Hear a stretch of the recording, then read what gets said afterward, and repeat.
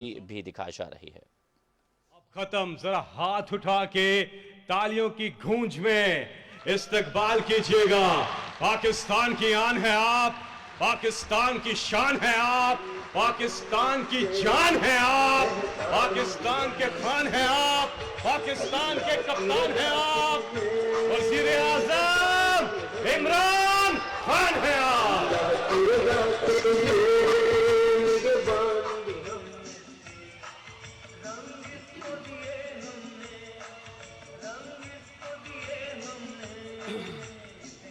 بسم اللہ الرحمن الرحیم، ایاک نعبد و ایاک نستعین۔ جناب فخر امام صاحب، جمشید چیمہ صاحب، فیڈرل اور پروونشل منسٹرز، ممبر پارلیمنٹس اور پاکستان کی جو ریڑھ کی ہڈی میرے کسان،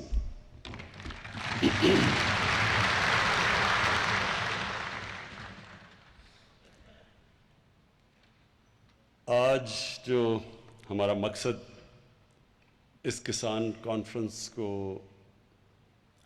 آپ سب کو یہاں بلانا تھا، اس کا مقصد یہ کہ ہم اپنے ملک کو، اپنے کسانوں کو تو ڈائریکشن دیں، لیکن ملک کو بھی اس چیز کا احساس دلوائیں کہ اب یہ آنے والا وقت وہ نہیں ہے جو پیچھے گزر چکا ہے۔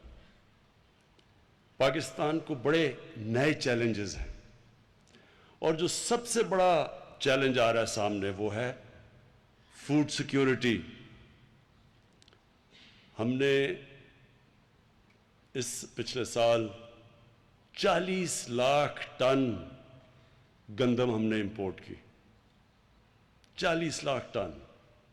اس کا خرچہ جو ہمیں فورن ایکسچینج میں دینا پڑا، وہ اس ملک میں جو پہلی ڈالرز کی کمی ہے، تو وہ سوچیں کہ اگر ہم اسی طرح چلتے رہے، آبادی ہماری تیزی سے بڑھ رہی ہے، آپ کو پتہ ہے بچوں میں تو ماشاءاللہ ہم خود کفیل ہیں، اور جس ریٹ پہ ہماری آبادی بڑھ رہی ہے، ابھی سے ہمیں تیاری کرنی چاہیے کہ یہ اگلے 5 سال، 10 سال، 15 سال ہم کیسے اپنی آبادی کے لیے اناج پیدا کریں گے۔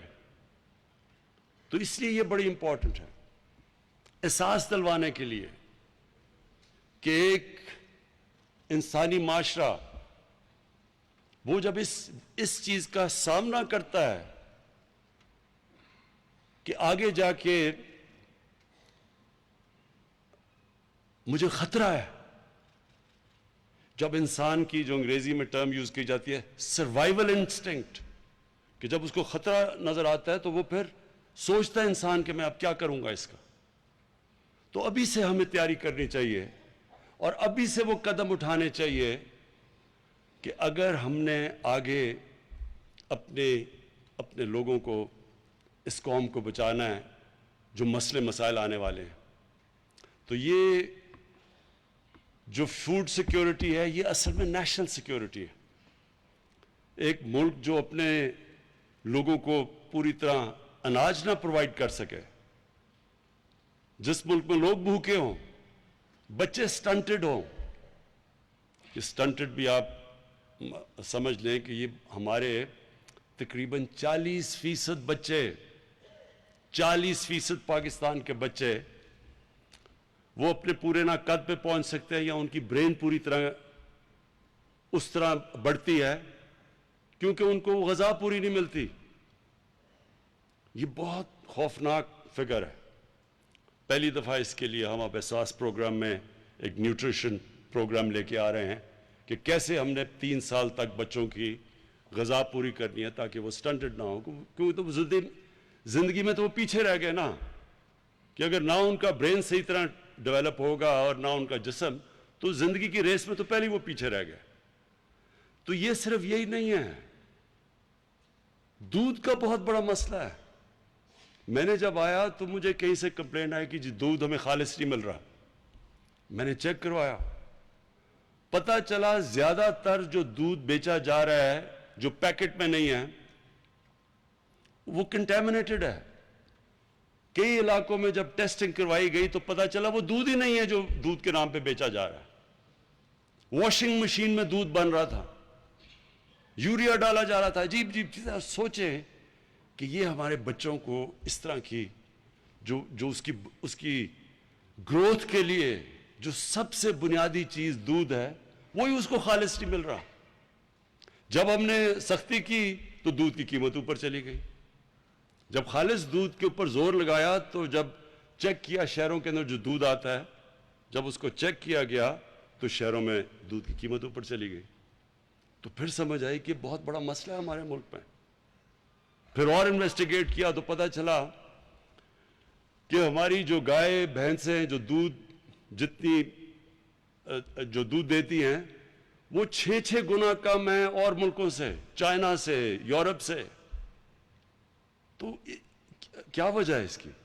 پھر جب ہم نے دیکھا تو ہمیں پتا چلا کہ ہم نے کبھی سوچا ہی نہیں کہ اپنی جو ہماری گائے بھینسیں ان کی جینز ٹھیک کریں تاکہ یہاں بھی پیداوار بڑھ جائے. اور وہ کوئی مشکل کام نہیں تھا, صرف ہمیں اس کے لیے امپورٹ کرنی تھی باہر سے جو سپرم استعمال ہوتا ہے گائے بھینسوں کی جینز ٹھیک کرنے کے لیے.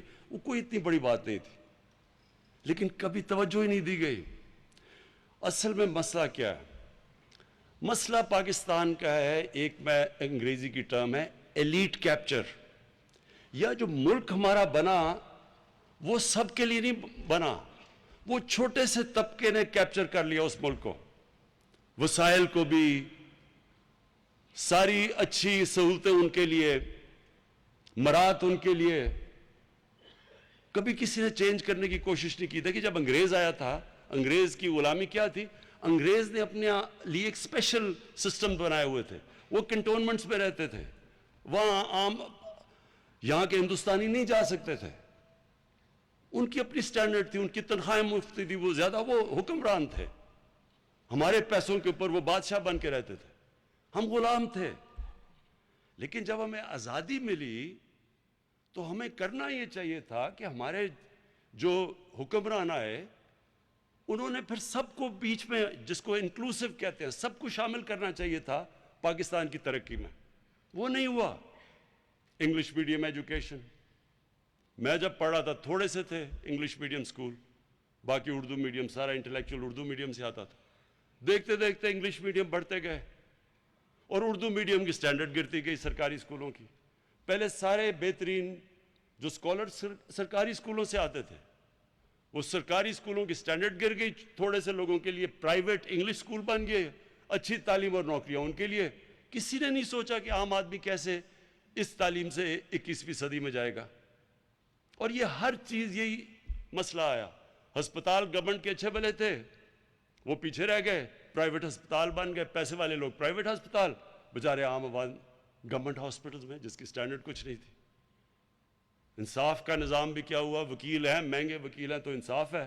غریب کمزور آدمی جب طاقتور کے سامنے عدالت میں جاتا ہے وہ مار کھا جاتا ہے.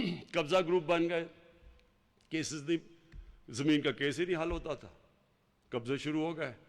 ہر جگہ کمزور آدمی نے مار کھائی, پیچھے رہ گیا, تھوڑے سے لوگ اوپر چلے گئے, اچھی نوکری تھوڑی سی ایلیٹ کے لیے. تو جو ہماری زراعت تھی ادھر بھی یہی ہوا. اصل تو زیادہ تر ہمارے کسان تو چھوٹے ہیں, چھوٹی لینڈ ہولڈنگز کے, جو بڑے بھی تھے آہستہ آہستہ زمین بڑھتی وہ چھوٹی لینڈ ہولڈنگز ہو گئی. تو جو چھوٹے کسان تھے ان کی جب تک ان کی مدد نہ ہم کرتے, ان کے پاس تو وسائل نہیں تھے کہ وہ سیڈ اچھی سی دنیا سے ڈیولپ کرتے یا لے کے آتے, امپورٹ کرتے. ان کے پاس تو پیسہ نہیں تھا, کریڈٹ نہیں تھا. ان کے پاس تو اتنے پیسے نہیں کہ وہ پیسہ خرچ کر کے اپنی زمین کی پیداوار بڑھاتے, نہ وہ مارکیٹ کر سکتے. وہ فصل جلدی اگر نہیں بیچتے تو ان کے پاس سٹوریج ہی نہیں تھی, تو اس کے لیے بیچ میں آڑتی آ گیا. نہ ان کو کیپٹل, نہ ان کو پیسے ملتے تھے, نہ ان کے پاس سٹوریج تھی, تو ان سے سستی چیزیں خریدتے اور وہ مہنگی بیچتے تھے. اور پھر جو وہ انپوٹس کے لیے چیزیں خریدتے تھے وہ مہنگی ہوتی تھی بنسبت طاقتور کے. تو ہر جگہ جو سسٹم تھا اس نے چھوٹے کو پیچھے چھوڑ گئی ریس میں. اور جو انسانی معاشرہ ہوتا ہے جس میں انسانیت ہوتی ہے وہ پہلی چیز اس کی حکومت دیکھتی کمزور طبقے کو ہے. میں اس لیے بار بار مثال دیتا ہوں, میں جب اقتدار میں نہیں آئے تو میں کبھی مدینہ کی ریاست کی نہیں بات کرتا تھا, میں صرف اسلامی فلاحی ریاست کی بات کرتا تھا. اور پھر میں جو 3 اصول تھے مدینہ کی ریاست کے, جسے جو بنیاد رکھی گئی مسلمانوں کی عظمت کی, جب امامت کی انہوں نے دنیا کی کئی سو سال, وہ تھا انصاف, انسانیت اور خودداری. تو جو مدینہ کی ریاست تھی اس جو باقی مختلف تھا دنیا میں, انہوں نے سب سے پہلے نچلے طبقے کو اٹھایا تھا. اور جو چائنا کی آج دنیا میں سب سے تیزی سے اوپر جا رہا ہے, اس نے کیا کیا تھا؟ اس نے اپنے پچھلے 35 سال میں جب 70 کروڑ لوگوں کو غربت سے نکالا تو تب وہ سپر پاور بنے. اور انہوں نے ایسے کیا کہ انہوں نے اپنے کسانوں کی, چائنا میں بھی چھوٹی چھوٹی ہولڈنگز تھی, غربت اصل میں دیہاتوں میں تھی, تو چائنا نے اپنے ملک کو اٹھانے کے لیے وہ چھوٹے کسانوں کی مدد کی, جو کہ ہمیں 74 سال پہلے شروع کر دینی چاہیے تھی, جو ہم نے نہیں کی.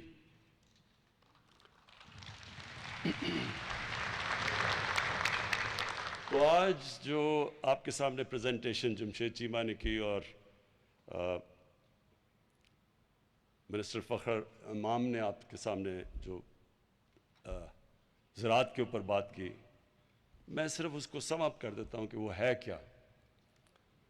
اگر ہم اسی طرح چلتے رہے آگے, یہ یقین ڈال لیں کہ ہمیں صرف فوڈ سیکیورٹی اتنا بڑا مسئلہ بن جائے گا کہ یہ ہماری نیشنل انسیکیورٹی بن جائے گی. ہم اگر اپنے لوگوں کو, کوئی بھی قوم اپنے لوگوں کو صحیح معنی میں غذا نہیں دے سکتی, وہ کبھی بھی آگے نہیں بڑھ سکتی. بھوکے لوگ اگر آپ کے قوم میں اگر 15, 20, 30, 40% بھوکے لوگ رہ جائیں تو وہی قوم کو نیچے لے آئیں گے, اور لانا بھی چاہیے. وہ قوم اس کو سزا ملنی چاہیے جو کہ اپنے لوگوں کو کھانا نہیں دے سکتی, ان کی غذا پوری نہیں کر سکتی. لہٰذا آج جو بتایا گیا کہ اگر ہم ایسے ہی چلتے رہے تو آگے ہم اپنے لوگوں کا, ابھی بھی ہمیں امپورٹ کرنا پڑتا ہے کھانے پینے کی چیزیں, لیکن اس ریٹ کے اوپر جب ہم جا رہے ہیں آگے ہمارے یہ مسئلے اتنے بڑھ جائیں گے کہ یہ اصل میں نیشنل سیکیورٹی کا مسئلہ بن جائے گا. تو اس لیے آج سے ہم اب فیصلہ کر رہے ہیں کہ ہم نے وہ قدم اٹھانے ہیں جو آگے بجائے یہ کہ ہمارے آگے کھانے کی انسیکیورٹی ہو, ہمارے پاس کھانا نہ ہو, ہم ایکسپورٹر بن جائیں. تو میں آج آپ سارے کسانوں کے سامنے ایک بات کہنا چاہتا ہوں.